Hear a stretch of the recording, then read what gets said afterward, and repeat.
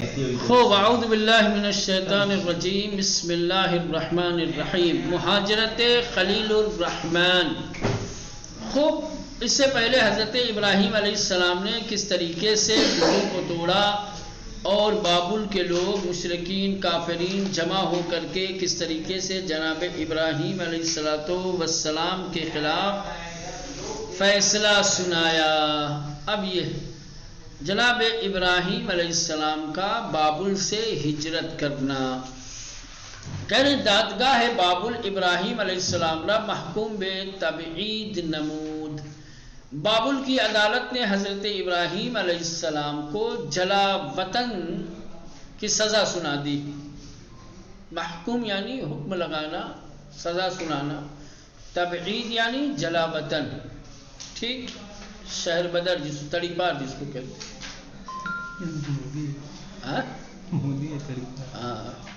نہ مودی نہیں ہے،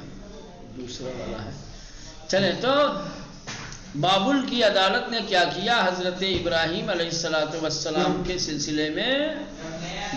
جلا وطن کا، شہر بدر کا، شہر بدری کا فیصلہ سنا دیا، کہا کہ ان کو نکال دیا جائے۔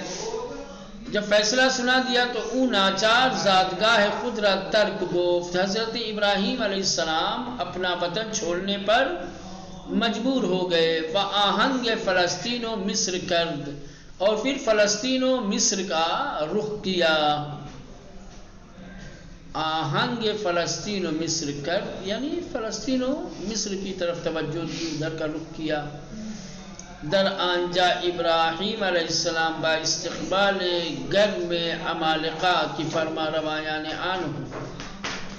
حدود بودن روبرو گردید۔ حدود بودن کیا لکھا ہے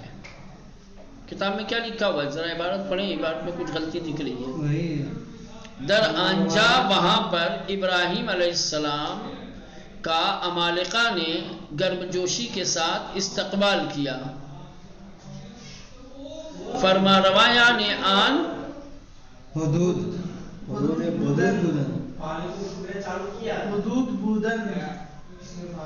فرما روایان ان حدود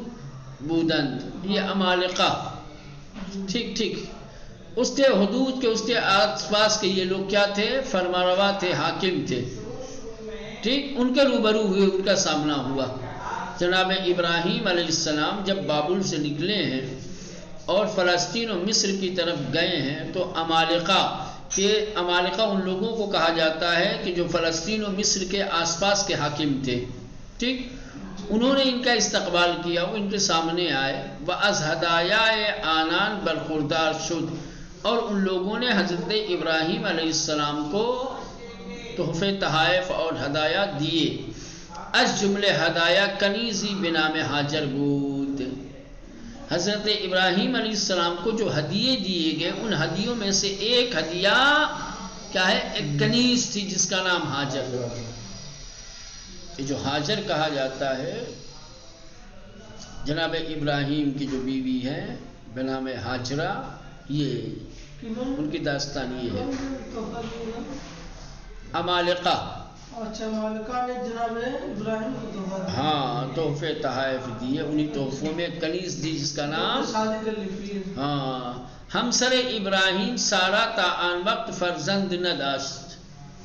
جب حضرت ابراہیم علیہ السلام کو یہ سب کچھ ملا ہے تو اس وقت ان کی شادی ہو چکی تھی، ان کی وائف تھی سارا، لیکن اس وقت جناب سارا کی کوئی اولاد نہیں تھی۔ ان پیش آمد عواطف بیرا نسبت کے شوہر ارجمند خود تحریک کر، ظاہر سی بات ہے، ایک بیوی اس کی کوئی اولاد نہیں ہے، ایک دوسری کنیز ساتھ میں لے کے آئے ہیں تو پہلی والی بیوی تو ظاہر سی بات ہے اندر سے اس کے شعلے بھڑکیں گے، ٹھیک، اس کے عواطف کو ٹھیس پہنچے گی، وہ اندر ہی اندر کیا ہے؟ خلش محسوس کرے گی، یہ عورتوں کی خصلت ہے۔ لہذا کیا ہوا؟ ان پیش آمد، یہ جو واقعہ پیش آیا کہ جناب ابراہیم کو عمالقہ نے کنیز دے دی اور چونکہ سارا کی کوئی اولاد نہیں تھی، عواطف بیرا نسبت بے شوہر، اس حادثے نے سارہ کے عواطف کو جناب ابراہیم علیہ السلام کی بنسبت تحریک کرد، کیا ہے، حرکت میں لا دیا، یعنی ان کا تھوڑی رنجش پیدا ہوئی، جلن پیدا ہوئی، سمجھ رہے ہیں، ان کے خلاف کر دیا، تحریک کر یعنی خلاف کر چلا گیا۔ او ابراہیم لا تشویق نمود تا بہاجر آمیزش کند، نہ میں نے بالکل الٹا کیا، بے بخشی عواطف ویلا نسبت میں شور تحریک کر، عواطف یعنی ان کی چاہت اور محبت کو جناب ابراہیم علیہ السلام کے متعلق اور بڑھا دیا، سمجھ رہے ہیں، جناب سارہ کا عاطفہ، جناب سارہ کی محبت اس واقعے کے بعد جناب ابراہیم کے ساتھ اور زیادہ ہو گئی کہ ابھی دوسری کنیز لائے ہیں، شاید اللہ اس کی برکت سے ہمیں اولاد عطا کرے، لہذا او ابراہیم لا تشویق نمود، لہذا سارہ نے جناب ابراہیم علیہ السلام کی تشویق کی، ان کا حوصلہ بڑھایا اور کہا کہ با حاجر آمیزش کنند، کہ وہ جناب حاجرہ کے ساتھ آمیزش کریں، جناب حاجرہ کے ساتھ وقت گزاریں، شاید از او صاحب فرزندی شود، شاید حضرت ابراہیم سارہ سے صاحب فرزند ہو جائیں، و شبستان زندگی آنان، اور ان کی زندگی کا گلشن بے وسیلے او، ان کے وسیلے سے روشن گردد، روشن ہو جائے، ان کی زندگی کا باغ، ٹھیک، یا ان کی زندگی مراسم انجام گرفت، پہلے تو کچھ مراسم منعقد کیے گئے، مراسم انجام دیے گئے، وہاجر پس از چندی پسری آورد، اور کچھ ہی دنوں کے بعد جناب حاجرہ نے ایک بیٹے کو جنم دیا، ایک بیٹا پیدا ہوا کہ اسماعیل نامی دے شد، جس بچے کا نام اسماعیل پڑا۔ چیز ہی نہ گزشت، اب جناب حاجرہ کے بطن سے جب جناب اسماعیل کی پیدائش ہوگی، ولادت ہو گئی، تو سارہ نیز مشمول لطف الہی گردید، لطف الہی حضرت سارہ کے بھی شامل حال ہوئی، خدا نے لطف کیا، مہربانی کی جناب سارہ کے اوپر کہ وخود او نیز باردار شد، خود حضرت سارہ بھی کیا ہوئی، حاملہ ہو گئی، خداوند فرزندی بے او عطا کر، اس کے بعد اللہ نے جناب سارہ کو بھی ایک بیٹا عطا کیا کہ پدرش اورا اسحاق نام نہاد، کہ جس بچے کا نام ان کے باپ نے یعنی ابراہیم علیہ السلام نے اسحاق رکھا۔ تو اس طریقے سے جناب اسماعیل و جناب اسحاق علیہ السلام یہ دونوں پیغمبر جناب ابراہیم کے بیٹے، لیکن دو الگ الگ ماؤں سے، ٹھیک، جناب اسماعیل ایک کنیز کے بیٹے ہیں، عمالقہ نے جو کنیز ہدیہ کے طور پر جناب ابراہیم کو دیا تھا، ٹھیک، اس کا نام حاجرہ تھا، اس کے بطن سے جناب اسماعیل علیہ السلام پیدا ہوئے ہیں، اور جناب ابراہیم کی پہلی وائف، پہلی بیوی جس کا نام سارہ تھا، ان کے بطن سے جناب اسحاق، جناب اسماعیل جناب اسحاق سے بڑے تھے کیونکہ وہ پہلے پیدا ہوئے، ٹھیک۔ پس از مدتی ابراہیم از طرف خدا ماموریت یافت، اسماعیل با مادر شاجر بسوی جنوب مکہ میں رود، وقت گزرتا رہا، خدا کی طرف سے جناب ابراہیم کو حکم دیا گیا کہ اب آپ اس سرزمین سے نکلیے، یہاں سے چھوڑیے، لہذا پس از مدتی کچھ دنوں کے بعد جناب ابراہیم علیہ السلام از طرف خدا ماموریت یافت، خدا کی طرف سے ان کو حکم ملا، ماموریت دی گئی کہ اسماعیل را با مادرش، کہ اسماعیل کو ان کی ماں جناب حاجرہ کے ساتھ بسوئے جنوب یعنی مکے برابر، کہ وہ اسماعیل کو ان کی ماں کے ساتھ حاجرہ کو لے کر کے کیا ہے مکے کی طرف جائیں، بدرمیان در گمنامی جائے دہد، اور کسی انجان اور گمنام درے میں پہاڑ کی کسی دامن میں، سمجھ رہے ہیں، ان کو جگہ دیں. ان در محلت سکونت کسینہ بود، یا در غوفہ کہہ لیں آپ، ٹھیک ہے، غار. یہ جو غوفہ تھا محل سکونت کسینہ بود، یہ کسی کے سکونت کی، کسی کے رہنے کی جگہ تو ہوتی نہیں تھی نہیں. وہ فقط کاروان ہائی کہ الشام بیمن و از انجا شام برمی گشتن، وہ قافلے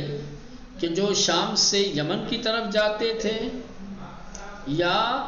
شام سے واپس آتے تھے، در انجا خیمے می زدند، وہ اس غار کے پاس کیا ہے خیمہ لگاتے تھے، ڈیرا ڈالتے تھے. وبقیہ سال مانند سائر نقاط عربستان بیابانی سوزان و خالی از ہر گنے سکنے بود. اور سال کے جو بقیہ دن تھے، ٹھیک، سال کے بقیہ دن میں یہ غار اور غار کے آس پاس عربستان کے باقی کیا ہے جلانے والے بیابان کی طرح ہر طریقے سے سکنا سے خالی تھا. یعنی کہنا یہ چاہتے ہیں کہ جناب ابراہیم علیہ السلام جناب اسماعیل اور ہاجرہ کو لے کر کے جس غار کے پاس آئے، یہ وہ ایسی جگہ تھی کہ جہاں کوئی آبادی نہیں تھی، جہاں کوئی رہتا نہیں تھا، بس خالی شام اور یمن ان دونوں جگہوں پہ جو آنے جانے والے قافلے ہوتے تھے وہی اس غار کے پاس ٹھہرتے تھے قافلہ. لیکن خاص موقعوں پہ یہ لوگ آتے جاتے تھے، باقی سال کے جو دن ہوتے تھے تو یہ غار بقیہ بیابان کی طرح سے بالکل خلوت ہوتا تھا. تو تجارت کے دنوں میں وہاں تھوڑی رونق ہوتی تھی، کچھ لوگ آ کے وقتی طور پہ ٹھہر جاتے تھے. باقی دنوں میں وہی عرب کے جو بیابان جہاں سخت دھوپ ہوتی تھی، جہاں سخت گرمی ہو، ویسے ہی ہو جاتا تھا، رہنے کے قابل نہیں تھا. سکونت در یک چنین سرزمین وحشتناک، اتنی خطرناک جگہ پہ ساکن ہونا، ٹھہرنا، رکنا، برائے زنی کی دردیار عمالقہ زندگی کر دے. وہ ایک ایسی خاتون کے لیے کہ جس نے دیار عمالقہ میں زندگی کی ہو، جہاں رئیس، اچھے اچھے لوگ، حاکم، جہاں آبادی، جس خاتون نے دیار عمالقہ میں زندگی بسر کی ہو، اس کے لیے اس بیابان میں، اس وحشتناک اور خطرناک جگہ پر اس کے لیے زندگی گزارنا فوق العادے توان فرسا بود، حد سے زیادہ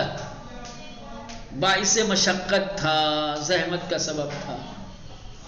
گرمائے سوزان بیابان، بیابان کا جلانے والی، بیابان کی جلانے والی گرمی، بادہائے گرمیان، اس کی گرم ہوائیں، ہے ولائے مرگرا در برابر چشمان او مجسم می ساخت. یہ موت کے مجسمے کو، یا یوں کہا جائے ہیولہ کہا جاتا ہے، ایک ڈراؤنی شکل، دیو جس کو کہہ رہے آپ، ہے نا، موت کا دیو، موت کی تصویر ان کی نگاہوں کے سامنے مجسم کر رہی تھی. خود ابراہیم نیز اشچنین پیش آمدی در فکر برور رفتے بود، یہاں تک کہ خود حضرت ابراہیم علیہ السلام بڑے فکر مند تھے کہ ایسی جگہ پر، ایسے مقام پر ہم کس طریقے سے بیوی بچوں کو رہنے دیں. بیدر حالی کی انان مرکب را بدست گرفتے، جناب ابراہیم علیہ السلام اس حال میں کہ سواری کی لگام کو ہاتھوں میں پکڑے ہوئے تھے. بس سیلاب اشک از گوش چشمان او سرازیر بود، اور آنسوؤں کا ایک سیلاب ان کی آنکھوں سے روا تھا. ومی خاص ہمسر و فرزند خود را ترک گوید، اور اپنے بیوی بچوں کو چھوڑنا چاہ رہے تھے. بہاجر چنین گفت، آنسو بہاتے ہوئے جناب ہاجرہ سے فرمایا، اے ہاجر، ہمیں ان کا رہا بر طبق فرمان خدا جو کچھ میں کر رہا ہوں یہ سب امر پروردگار ہے، حکم الہی ہے، خدا کے فرمان کے مطابق ہے۔ اللہ نے کہا ہے کہ ایسا کروں، اس لیے میں تم لوگوں کو ایسی سرزمین پر لے کر کے آیا ہوں کہ جہاں خود میرا دل تم لوگوں کو چھوڑنے پہ راضی نہیں ہے۔ بس فرمان خدا گروزی نیس، خدا کے حکم کی نافرمانی نہیں کی جا سکتی، میں کیا کروں۔ وبلطف خدا تکیے کن، خدا کے فضل و کرم پہ بھروسہ کرو، یقین بدان کی مارا خار و ذلیل نہ خواہد نمود، گھبرانا نہیں، یقین رکھو کہ اللہ ہمیں ذلیل و رسوا نہیں ہونے دے گا۔ سپس بعد توجہ خاص بسوئے خدا چنین گو، اس کے بعد خدا کی طرف متوجہ ہوئے اور اخلاص کے ساتھ کہا، دعا کی، پروردگارا ان نقطے را شہر امن قرار دے۔ یہ قرآن کی آیت کا ترجمہ، پروردگارا اس جگہ کو، اس مقام کو امنیت کا شہر قرار دے، باہل انجارا کی بے خدا و روز قیامت ایماندارن، اور یہاں کے لوگوں کو کہ جو خدا اور قیامت کے دن پر ایمان رکھتے ہیں، عزم وچات برخوردار فرما، انہیں پھلوں سے نواز دے۔ وقتی از طب سرازیر میشود بے پشت سر نگاہی کر، جس وقت آپ اس ٹیلے سے نیچے آ رہے تھے تو اپنے پیچھے مڑ کر کے دیکھ رہے تھے، وہ لطف عنایت پروردگار برائے آنان درخواست نمود، اور ان کے لیے خدا کی عنایت اور خدا کے فضل کی دعا کر رہے تھے، درخواست کر رہے تھے۔